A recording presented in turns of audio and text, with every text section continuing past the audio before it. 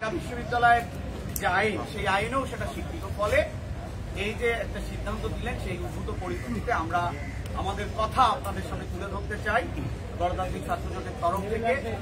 আমাদের এই গণতান্ত্রিক ছাত্রজোটের যে সংবাদ সম্মেলন, সেই সংবাদ সম্মেলনে এখানে উপস্থিত আছেন আমার হাতের বাঁ দিক থেকে সমাজতান্ত্রিক ছাত্র ফ্রন্টের সভাপতি সালমান সিদ্দিকী, এখানে উপস্থিত আছেন বিপ্লবী ছাত্র যুব আন্দোলনের ভারপ্রাপ্ত সভাপতি তাওফিকা প্রিয়া, এখানে উপস্থিত আছেন বিপ্লবী ছাত্র মৈত্রীর কেন্দ্রীয় সাধারণ সম্পাদক জাবির আহমেদ জুবেল, এখানে আমাদের এই সংবাদ সম্মেলনে এবং বক্তব্য পেশ করবেন গণতান্ত্রিক ছাত্র জোটের সমন্বয়ক এবং গণতান্ত্রিক ছাত্র কাউন্সিলের সভাপতি সাইদুল হক নিশাদ। আমার হাতের ডান পাশে আছেন অমল ত্রিপুরা, আমাদের গণতান্ত্রিক ছাত্র জোট যুক্ত সংগঠন বৃহত্তর পার্বত্য চট্টগ্রাম ছাত্র পরিষদ পিসিপির কেন্দ্রীয় সভাপতি। আমার ডান পাশে আছেন বাংলাদেশ ছাত্র ইউনিয়নের কেন্দ্রীয় সভাপতি তামজিদ হায়দার চঞ্চল এবং আমি রাফিকুজ্জামান ফরিদ, সাধারণ সম্পাদক সমাজতান্ত্রিক ছাত্র ফ্রন্ট। বন্ধুগণ, সংবাদ সম্মেলনের শুরুর আগেই আপনারা জানেন যে মাহফুজা খানম, তিনি ডাকসুর নির্বাচিত একমাত্র নারী ভিপি ছিলেন, উনি আজকে ওনার মৃত্যুবরণ করেছেন। আমরা এই সংবাদ সম্মেলনের প্রাককালে ওনার যে লড়াই সেটাকে আমরা স্মরণ করছি, শ্রদ্ধা জানাচ্ছি। আমরা গণতান্ত্রিক ছাত্র জোট তার শোক জ্ঞাপন করছি এবং আজকে ডাকসুর মনোনয়নপত্র বিতরণ করা শুরু হয়েছে, কিন্তু আমরা দেখলাম একজন চিহ্নিত ছাত্রলীগের একজন চিহ্নিত সন্ত্রাসী জুলিয়াস সিজার, যে সরাসরি হচ্ছে এখানে ছাত্র নির্যাতনের সাথে যুক্ত, সেই জুলিয়াস সিজারকে আমরা দেখলাম হচ্ছে এই ঢাকা বিশ্ববিদ্যালয় কেন্দ্রীয় ছাত্র সংসদের যে মনোনয়ন ফর্ম সেটা কিনতে। তো আমরা লক্ষ্য করেছি যে ঢাকা বিশ্ববিদ্যালয়ের যে যারা এখানে 24-এর যে জুলাই গণ অভ্যুত্থান, সেই গণ অভ্যুত্থানে যারা বিরোধ করেছে, যারা ছাত্রদেরকে নির্যাতন করেছে, সেই তালিকা এখনো চূড়ান্ত করা হয় নাই। আমরা এটাও জেনেছি যে এমন নিপীড় তাদের নাম ভোটার তালিকায় এসে গেছে। তাহলে এই যে গাফলতি, এই যে বিচার প্রক্রিয়াটা ঠিক মতো না করা, সেটা যদি না করে তাহলে না করে যদি ডাকসু নির্বাচন করা হয়, সেটা কিন্তু আসলে ডাকসুর যে গ্রহণযোগ্যতা সেটা কিন্তু প্রশ্নবিদ্ধ হবে। ফলে এই যে জুলিয়াস সিজারের যে এখানে মনোনয়নপত্র যে উনি তুলেছে, সে 19-এর ডাকসু নির্বাচনের সময়ও সে এখানে সন্ত্রাসী কর্মকাণ্ডের সাথে যুক্ত ছিল এবং 24-এর জুলাই গণ অভ্যুত্থানেও সে হচ্ছে আমরা দেখেছি ছাত্র নির্যাতনের সাথে যুক্ত ছিল, একজন চিহ্নিত ছাত্রলীগের সন্ত্রাসী। সে কিভাবে এই ডাকসুর মনোনয়ন কিনলো, এটাতে আমরা বিস্মিত এবং এই মনোনয়ন যাতে বাতিল করা হয় সেটার আমরা দাবি জানাচ্ছি। তো সাংবাদিক বন্ধুগণ, আপনারা উপস্থিত হয়েছেন। আমরা শুরুতেই আমরা জানতে পারলাম ইতিমধ্যেই এটা বাতিল করা হয়েছে, আমরা এটাকে সাধুবাদ জানাই। তো আমরা শুরুতেই আমাদের যে গণতান্ত্রিক ছাত্র জোটের যিনি সমন্বয়ক, উনি লিখিত বক্তব্য পেশ করবেন। তার ভিত্তিতে আপনাদের যদি কোনো প্রশ্ন থাকে আমরা প্রশ্নগুলো নিব এবং প্রশ্নগুলো আমরা তারপর আপনাদের কাছে আনসার করার চেষ্টা করব। তো আমি আমাদের সংবাদ সম্মেলনে এসে আমাদের এখানে উপস্থিত হয়েছেন বাংলাদেশ ছাত্র ইউনিয়ন ঢাকা বিশ্ববিদ্যালয় শাখার সভাপতি নেসমল্লার বসু, আর এই মুহূর্তে আপনাদেরকে লিখিত বক্তব্য পড়ে শোনাবেন গণতান্ত্রিক ছাত্র কাউন্সিলের সভাপতি এবং আমাদের গণতান্ত্রিক যে ছাত্র জোট তার সংগ্রামী সমন্বয়ক সাইদুল হক নিশাদ।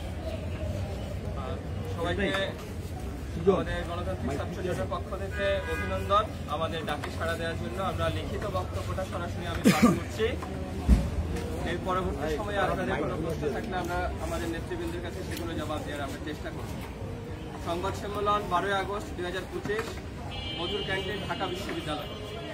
সাংবাদিক বন্ধুগণ, আপনারা জানেন সম্প্রতি ঢাকা বিশ্ববিদ্যালয় প্রশাসন অগণতান্ত্রিক প্রক্রিয়ায় আবাসিক হলগুলোতে ছাত্র রাজনীতি বন্ধের ঘোষণা দিয়েছে। আমরা স্পষ্ট করে বলতে চাই, হলগুলোতে দখলদারিত্ব বন্ধের অজুহাতে ছাত্র রাজনীতি নিষিদ্ধের ঘোষণা শিক্ষার্থীদের গণতান্ত্রিক অধিকারকে খর্ব করবে। প্রশাসনের মদতপুষ্ট সংগঠনকে ক্যাম্পাস এবং হলে একচ্ছত্র আধিপত্যের সুযোগ করে দিতেই ঢাকা বিশ্ববিদ্যালয়ের প্রশাসন এই ধরনের অগণতান্ত্রিক সিদ্ধান্ত নিয়েছে।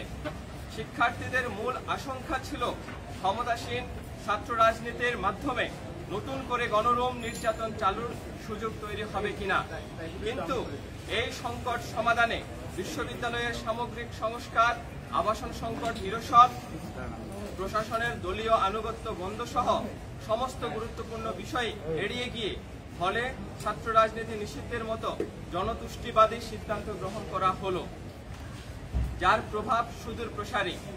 অভ্যুত্থানের পর বিশ্ববিদ্যালয়ে জবাবদিহিমূলক গণতান্ত্রিক রাজনৈতিক পরিবেশ সৃষ্টির সুযোগ বিনষ্ট করে বিরাজনীতিকরণের মাধ্যমে গুপ্ত রাজনীতি ও নতুন আধিপত্য পরিবেশ সৃষ্টি করা হচ্ছে। ফলে রাজনীতি নিষিদ্ধের পায়তারা ডাকসু নির্বাচনের সুযোগ সুষ্ঠু ও গণতান্ত্রিক পরিবেশ বিনষ্ট করবে বলে আমরা আশঙ্কা করছি। নির্বাচনের আগ মুহূর্তে সংকীর্ণ স্বার্থকে সামনে রেখে যারা শিক্ষার্থীদের আশঙ্কাকে বিরাজনীতিকরণের হাতিয়ার হিসেবে ব্যবহার করেছেন, তাদের উদ্দেশ্য সম্পর্কে সজাগ থাকা জরুরি। বিগত সময়েও ক্যাম্পাসে রাজনীতি নিষিদ্ধের কথা বলে যারা নিজেরা রাজনৈতিক সংগঠন তৈরি করেছেন, লেজুর ভিত্তি করেছেন, পদধারী হয়েছেন, তারাই আজ ঢাকা বিশ্ববিদ্যালয়ের হলে ছাত্র রাজনীতি নিষিদ্ধের বিষয়ে তৎপর।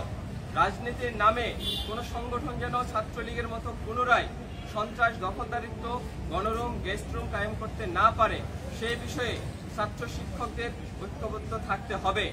একই সাথে বিরাজনীতিকরণের মাধ্যমে প্রশাসনিক এবং রাষ্ট্রীয় স্বৈরতন্ত্র কায়েমের নতুন পায়তারা রুখে দিতে ছাত্র সমাজকে সচেতন থাকতে হবে।